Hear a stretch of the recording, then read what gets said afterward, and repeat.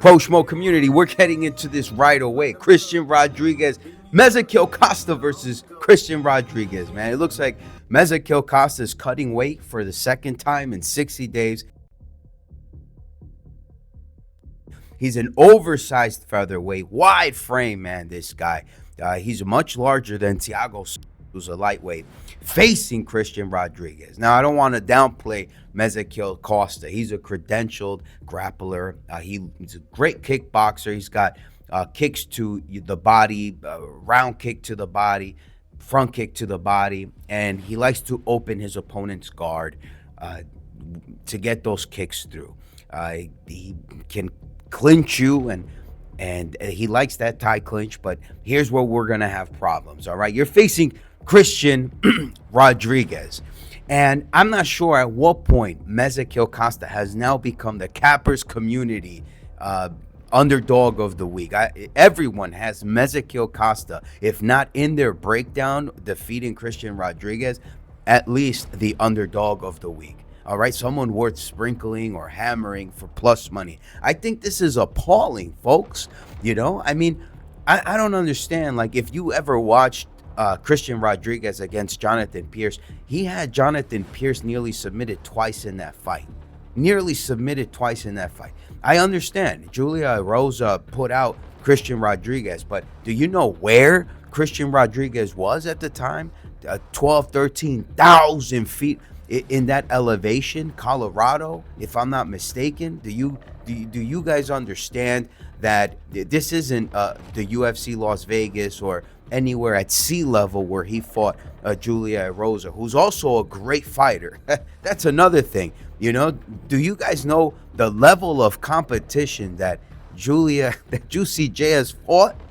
Do you guys understand this? Do you know who Melquizael Costa just fought? Andre Fili, who has potentially sustained an injury, folks.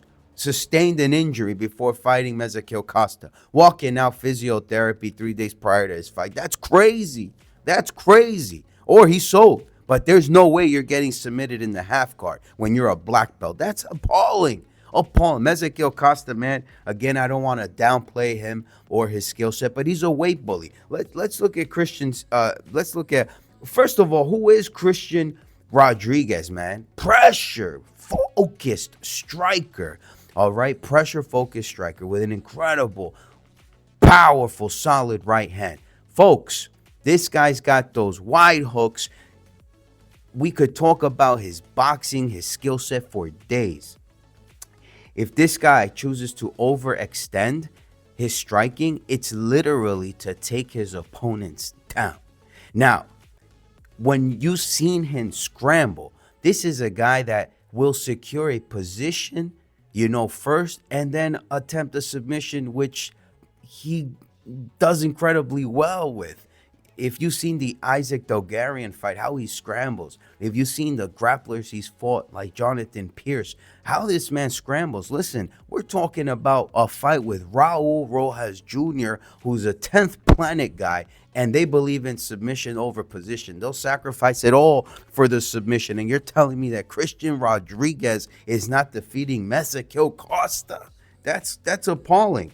One of the things that I wanted to touch on, what text message is this? Look at this. This text message is, Melquizael Costa is going to win the fight.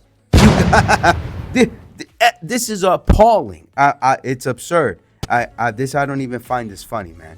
I don't even find it funny. I hope a heavy overhand strike from Christian Rodriguez puts out Melquizael Costa. Listen, this guy Melquizael Costa, who enjoys clinching so much, but Christian Rodriguez has the hammers in that elbow. He's got the razor sharp elbows. You gotta be kidding me. Anything against the wall there.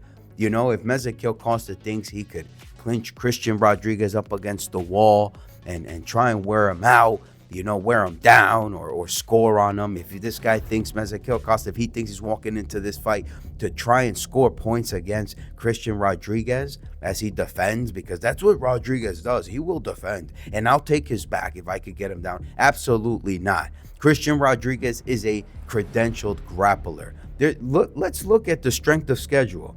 Okay, look at that. Austin Bashi. We didn't even touch on Austin Bashi. Relentless that wrestler. Cameron Simon. Come on, folks. Raul Rosas Jr., Joshua Weems. We saw the fight with Pierce. You got to watch it. And then if we go to Melquizael Costa, you got to be Steve Garcia. No, this is absolutely Thiago Moises. Listen, this is crazy. This is wild, man. This is like Jamal Emmers. If you get Jamal Emmers defeated, if you didn't know, Jamal Emmers defeated Corey Sandhagen. Everyone thinks Jamal Emmers is this guy that defeated Corey. What a great striker. Absolutely not. Look at his strength of schedule. Everything's questionable. Everybody's robbing him left and right. The guy won an LFA fight against Corey Sandhagen, being a whole inch or two taller, bigger. He's a featherweight against a bantamweight, young up-and-coming prospect in Corey Sandhagen, who was 4 years younger. You got to be kidding. All right, folks, so it's Christian Rodriguez on the money line. All right, I think it's win-loss for Melquizael. No, it's win-loss. Okay, we don't have a pattern here. So that's what we like here. All right, folks. I hope I gave you careful considerations in playing this. I have a whole team behind, these fight picks, and the whole team that also bets these things. So we're not like this capper community that just does not watch tape and they're just siding with Melquizael Costa as a dog for whatever few minutes of, maybe vulnerability they may have seen with Christian Rodriguez. This is a featherweight fight, boys. And, I put out on Saturday, I put out that Christian Rodriguez's line was minus 170. It would be a straight bet for our community and our friends. All right. We have thousands of dollars on it. We moved the line, which was we knew we were going to do that anyway. And now they want us to cash out. The books want us to cash out. We have thousands of dollars on CROD. They moved the line from minus 170 to minus 150, and it's moving back to minus 140. And you're telling me people are betting CROD when the capper verse, when this space is all about Melquizael Costa as the dog of the week, or as someone they would consider to win the fight during their breakdowns? I mean, this is wild, man. This guy, let me explain something to you about Melquizael Costa. He's developing volume into his striking game, okay? So whereas C-Rod, debuts into the UFC, and he has a 4-piece combo, folks. He's got combinations, okay, extending his punches and taking people down. Melquizael Costa was not getting anything off upstairs. It was all just kicks. If you're telling me he's just going to keep C-Rod at distance with those kicks, well, C-Rod is going to have to switch that fight plan, and I guarantee you his gym at Rufus, those guys, man, let's say they start rolling on the floor. Who do you think has the edge there? Do you know what Rufus sport is to grappling? Those guys specialize in submissions. It's crazy. You got to be kidding.